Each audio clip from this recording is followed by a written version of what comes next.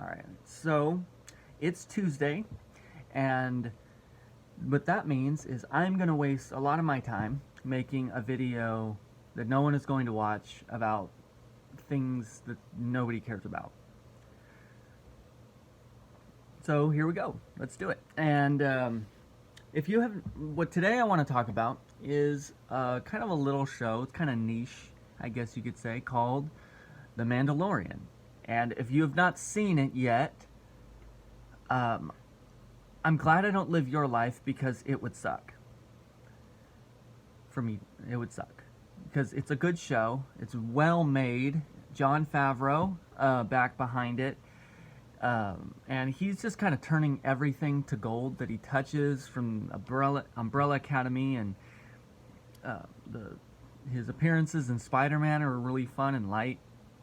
Iron Man, all these shows, like, he's really kind of there. He's rumors about him taking a more of a defined leadership role in Star Wars, as far as the universe and the kind of the world building are concerned, and I'm happy about that. I'm hoping that it comes true. But anyway, very good show. And also, fan me kind of squeeze a little bit, because I was under the impression that when Disney acquired Lucasfilm, that everything had been wiped away except for the, at that time, 6 feature films, and then the Clone Wars cartoon was all that had come out yet. Rebels had not come along. The other, like, Rogue One had not come out yet. Like, so many of these things had not come out yet. And I thought, like, so they'd wiped everything out. The expanded universe was gone. And with that, the Mandalorians, Mandalorian Lore, I thought, like, all of that went with it. So as I'm watching the show, and they're just kind of taking for granted in the narrative all of that lore that I thought was gone, taking it as canon, because I guess the show itself is canon, and so I was like, yeah, like, we got some stuff, because the Mandalorian lore is really cool. If you aren't familiar with it, I'd highly recommend picking up some of the expanded universe novels from a few years ago anyways, because they're good.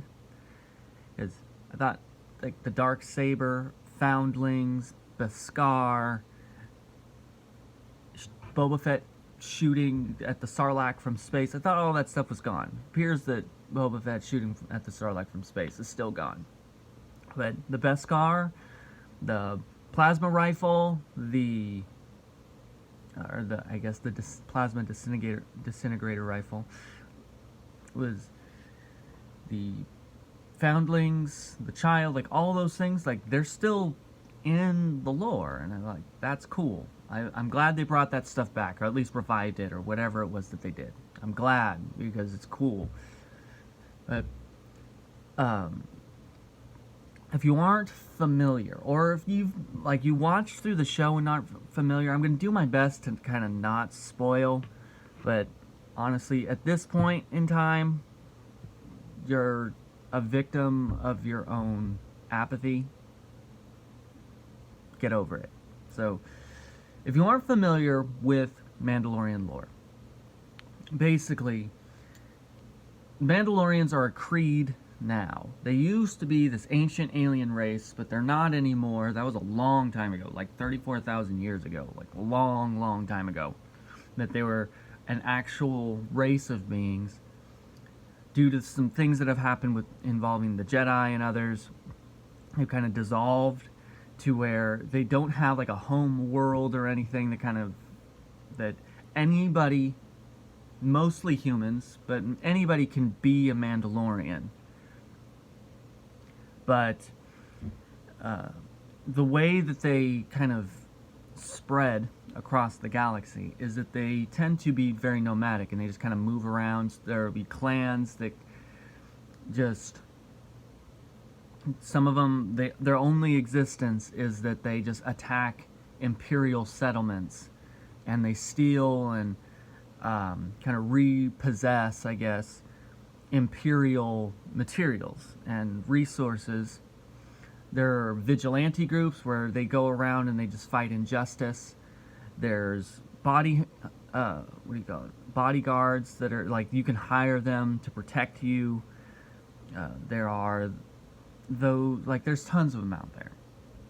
And what they would do is, as they conquer a place or they are attacked or whatever, if they find a child and the child demonstrates some form of courage or bravery in spite of battle or fear, they'll take that child and they'll kind of adopt him, and they'll train them in the ways of the Mandalorian culture.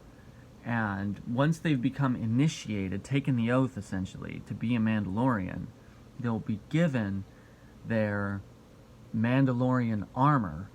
And then once they've done that, they are never to take it off in front of a person who is not initiated. They're never allowed to. And a lot of them will take that even a step further, in that they won't even take off their armor in the presence of another Mandalorian. And in the series, the show itself, it even said, like, so what happens if you take that helmet off? What happens if you take your armor off in front of someone? And the Mandalorian's simple response is, I can never put it back on again. And there's so many things in it, like there's so many memes that have kind of emerged out of it. It's kind of a meme factory. But there's something that Christians can learn from that, because Christians, if you've been in church for even a couple of hours, it seems, or especially if you grew up in like a Pentecostal or a charismatic church, they talk about the armor of God a lot more than, let's say, Baptists tend to. But in Ephesians chapter 6 talks about an armor that God's given, and it's clearly patterned after the shape design of the Roman legionnaire armor. Talks about how it's specifically designed to protect us spiritually. But I think there's something that we can learn specifically from this Mandalorian, that Mandalorian lore, where if you take it off, you can never put it back on again.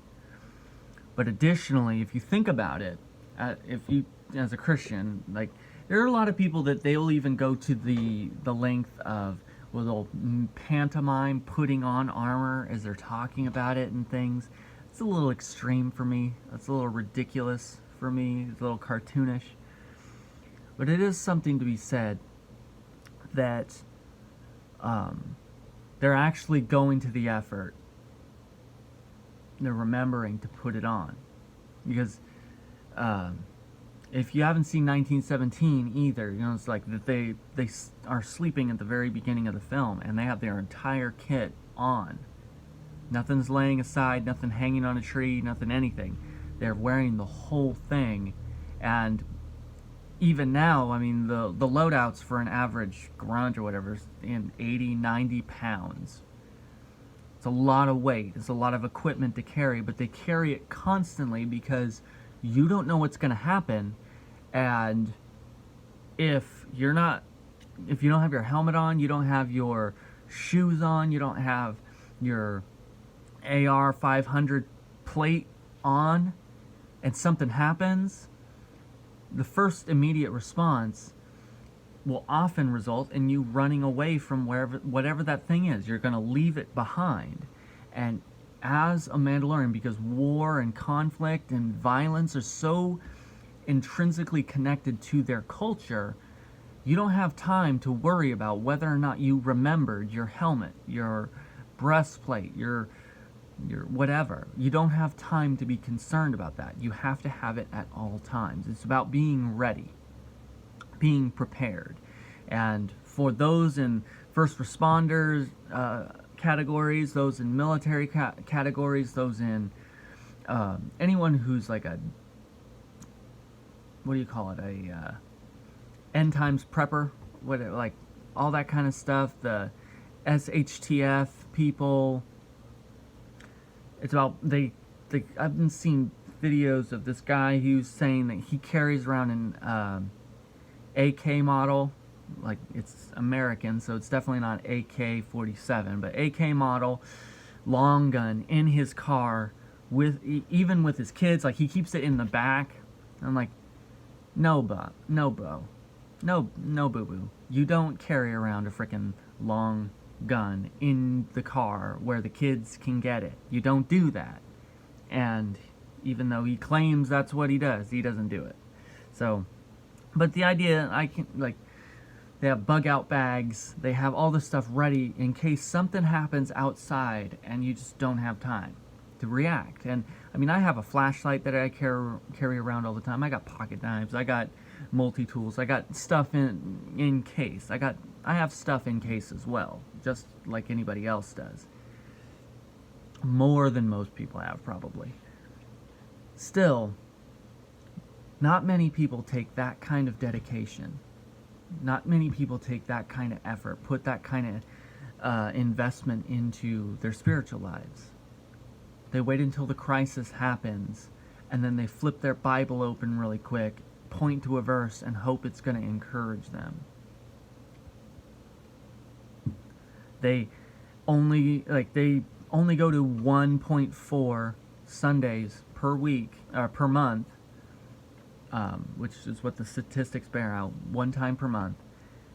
And then they wonder why, at the end of the year, or sometime around Easter, when they're feeling so drawn down and broken down and depressed and anxious, because it's just, you haven't even been around people that share your values.